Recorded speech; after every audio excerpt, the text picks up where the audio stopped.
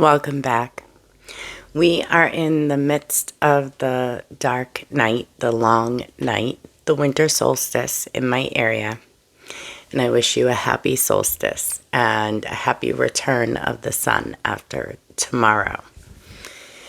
One thing I will tell you about me is that I love birthdays. I love birthdays. What a beautiful concept, celebrating merely the existence of a person. You can't beat it, in my opinion. In fact, I love birthdays so much that Frosty the Snowman is my favorite Christmas movie. When that hat is returned to his head and Frosty is reborn and says, "Happy birthday," I'm going to admit, I shed more than a few tears. I actually cry. In the movie, Frosty is initially created and therefore born on December 24th. However, after the hat's been taken, he's rebirthed the next day on Christmas, December 25th. What a wonderful thing to have, a birthday. And Frosty, to me, is a representation of the blessing of life. And being that it's a Christmas movie, it's the perfect time to think about the blessing of life. Although it's widely accepted that Jesus was not born in December at all, and that he was most likely born sometime between the spring and the summer. However, we celebrate his birthday on December 25th. And last week, we learned that December 25th was originally considered in ancient times the date of the solstice. We talked briefly about some other celebrations, including the birth of some deities around the same time, and that he was in some pretty good company. So let's explore more deeply who Jesus shares that special day or time of year with. Welcome to the Occult and the Apocalypse with Kristen, aka Fire Tarot Mama, where I tell you about how they took what was once widely known about God, spirituality, and you, and how they took that and kind of locked it away. Come with me while I show you what I've learned from science, religion, cultural beliefs, and mythology to turn the occult and the apocalypse into just the hidden and the revealed. And like I said, Jesus is in some good company when it comes to celebrating his birthday. What I'm going to give you is just a small set of examples for your own listening pleasure. So first up is Mithra. Mithra was the god of the sun, agreements, and moral order. He comes from Indo-Iranian origins, and the Persian Empire helped to further him. He's first traced to a historical mention that goes back to a treaty between the Hittites and the Mitanni back in the 14th century BC. He was the protector of contracts and agreements and the protector of the followers of truth. His followers were considered fierce warriors against the powers of darkness. He persisted all the way into the Roman Empire. And Mithra was also considered a judge figure, and his sacred day was Sunday. Now, another sacred ancient deity born around the same time was Osiris, brother of Horus the Elder and father of Horus the Younger. He was technically born on the 25th day of the month of Koak, which lasted between December 10th to 11th and January 8th to 9th. He likely would have been born somewhere around January 5th to 6th. Now, Osiris was the god of fertility, agriculture, the underworld, the dead, and the resurrected. He was considered the bringer of harmony, truth, order, and justice. He was also the lord of the underworld, and with 42 judges or assessors of Maat, determined whether a deceased person had lived a life in accordance with the principles of Maat, the goddess of truth and justice. He was also considered the river of life and the god of vegetation.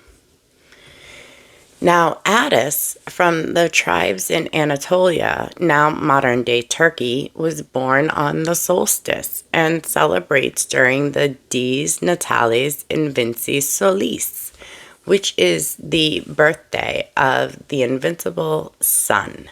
And that was celebrated on or around the 25th of December. He was the Anatolian god of rebirth and vegetation. In Alexandria, like we talked about last week, Aeon was born to the virgin Core around January 6th, about 13 days after the solstice was celebrated on December 25th. He might have been the source of the 12 days of Christmas and represented cyclic time.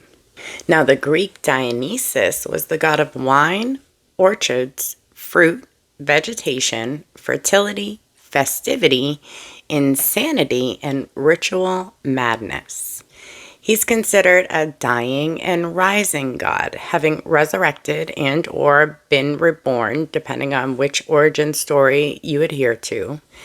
And he was first attested to around 1300 BC.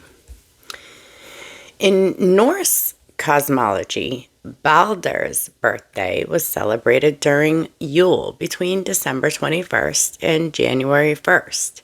He was considered a light god or a shining god and also translated to brave, bold, or confident. He was depicted as a hero of types, and he was synonymous with purity, innocence, and beauty. He was often described as a beacon of hope, a mediator and peacemaker, assisting with justice, which his son, Forseti, would become the god of. A light bringer to Asgard, making it a more vibrant place. He was killed by a mistletoe arrow, and his death was considered a harbinger for Ragnarok. The themes that we see these gods aligned to during the December-January time of year seem to be common across all of them. Many are connected to death and resurrection or rebirth. They're also connected to justice and truth. Another theme aligned to being the return of the light of the world, or a veneration of bringing a good harvest in the next year for the gods of vegetation. They seem to echo some ancient reminder that yes, the world around you is going dark and going through a death of some type, but it's only sleeping and it will return back to life. It's possibly why the English and the Irish Celtic tribes built Neolithic monuments to capture the moment of the winter solstice. Kind of like a remembering, okay, it happened the same way that it happened last year. Now let's celebrate the sun's return. Although there are many gods said to be born around this time, there are actually far less than some would want you to believe. If you do only the surface research, you'll read all sorts of things, including Krishna and Buddha and all sorts of others being born at the same time under the same circumstances as Jesus, pinning all of their birthdays on December 25th. They do this to show the similarities between Jesus and other religious deities. However, doing deeper research often reveals that the months that were native to these deities' births usually more closely align with spring or summer than winter. Interestingly enough, theologians believe that Jesus was born somewhere between March and August, which comically aligns more with these other gods. But in order to get their similarities to match exactly, you'd have to use Jesus's more likely birth date over the one that we use to celebrate him. It's easy to manipulate the facts on a surface level to get groups of people to believe, or in these cases, usually to disbelieve, different things that they, or disprove different things that they believed. It's an intentional perversion of details to challenge one's faith. Now, that's never my intention. I genuinely believe that anything that brings joyful, connected faith into the world is beautiful. My only goal is to show you how the man-made construct of what faith has to look like does nothing but create separation. Separation from truth, separation from each other, and worst of all, separation from the divine. We'll talk about some of these other deities that are more aligned to Jesus in origin story and similarities in the next few weeks, but that's really not the point of this episode. There are really two spiritual sides to this time of year, and interestingly, they both are reflected within Jesus and many of these other deities. It's easy to say that the move of Jesus' birthday to align with this time of year was a geopolitical one, potentially in order to get buy-in from pagan converts. However, it opens Jesus up to the two aspects of deities that are celebrated this time of year. I consider these to be almost two forms of faith. The first form of faith associated with these deities is celebrating the return of the sun, having survived the cold, dark solstice associated with this time of year. It was like a death of sorts, and a death to the vegetation, a death to the light, a death to the warmth. And at this time, it would have been used to huddle in with the intention of waiting for the rebirth of the world in spring. The second theory is more the rebirth of the sun itself. So there would be the solstice celebration where the sun would die, and then within a few days the light would start to return, and that would mark the beginning of the year. It really depends on which culture you're working with. That would be a new beginning in the winter months as opposed to the spring months. Now, Jesus' birthday being aligned to the winter months have kind of been an attempt to unite these two. Jesus, the bringer of light to the dark world, also went through this death and resurrection that is echoed in those that see the world die in the winter and come back to life in the spring. And in doing this alignment with his birthday, there would have been opportunities to detach from some of the other deities that Jesus does share a lot in common with, but are usually in birth somewhere between March and April and August and September. So it gave the church a chance to distance away from deities who were too closely aligned with Jesus, and also take aspects of the types of deities that were celebrated this time of year and reflect his existence in that way. The light bringer is the return of the sun, and the death and resurrection is that of Jesus's story.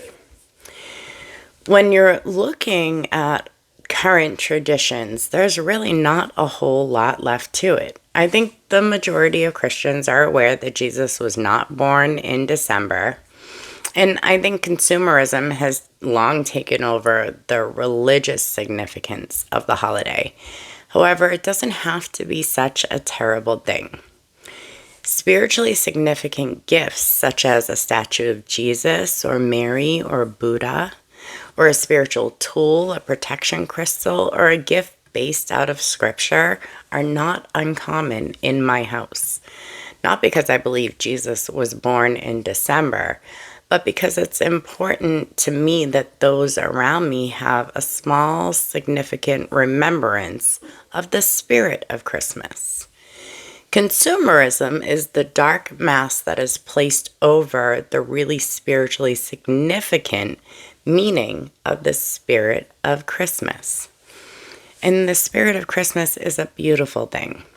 The ability to give flowing through humanity, giving or bringing gifts and joy and sustenance and magic to each other's lives.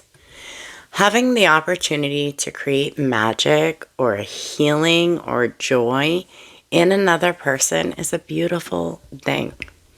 Someday in the next few years, I'd say probably 2 or 3, I'm going to tell you all about the beautiful egregore that the spirit of Christmas has made. But for now, because I think that my kids may be smart enough to figure out how to listen to this, I'm going to keep that piece to myself. I will say, however, that we, like most Americans, do fall into the consumerism piece of the season. But we allow us to consume it and not for it to consume us. And amidst all of the feasting and singing and praising and doing our part to carry the traditions, some only decades old, others being performed for thousands of years, we find a sense of togetherness and joy, alongside friends and neighbors and even strangers. Some who celebrate Christmas, others Hanukkah, and others celebrations I haven't even mentioned yet. We light up our homes in various ways, not unlike the community fires of the solstice thousands of years ago. And in it, we all get to experience the magic of the season in one way or another. No matter what divinity you ascribe to, you are carrying out the same traditions that your forefathers have been doing for as far back as we can collectively remember. This is also a great time to root deeply into your ancestors and heritage because we're given much more ability to connect to them when we are carrying out the actions that they too have carried out, traditions that they too have performed, and small rituals like milk and cookies on Christmas Eve that they too have carried out, some leaving offerings for thousands of years. The fact that Jesus' birth is not original neither to his actual reality nor to the spiritual range of deities doesn't really matter. It's not exactly the point. The point is that the connection to the divine inside of mankind, the breath of life that exists within you, has been telling man that wintertime is a sacred and solemn time.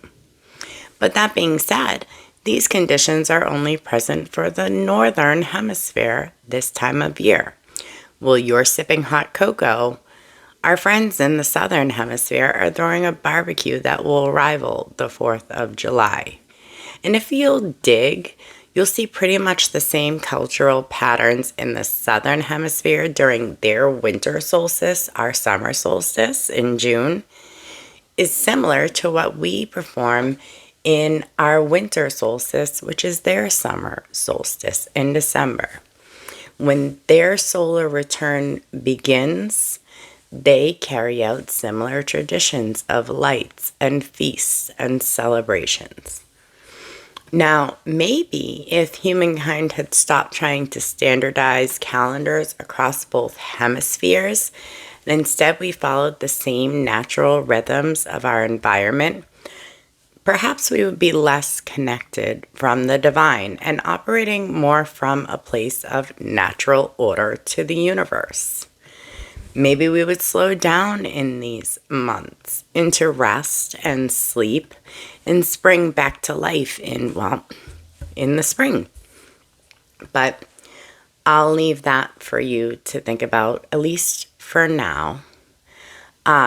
we will be going back into calendars and how the calendars have aligned, who considered this time of year their new year, who actually had a different time of year for New Year, why that change may have been adapted across all of the world or most of the world, who doesn't even use that calendar at all, and what year or time is it there.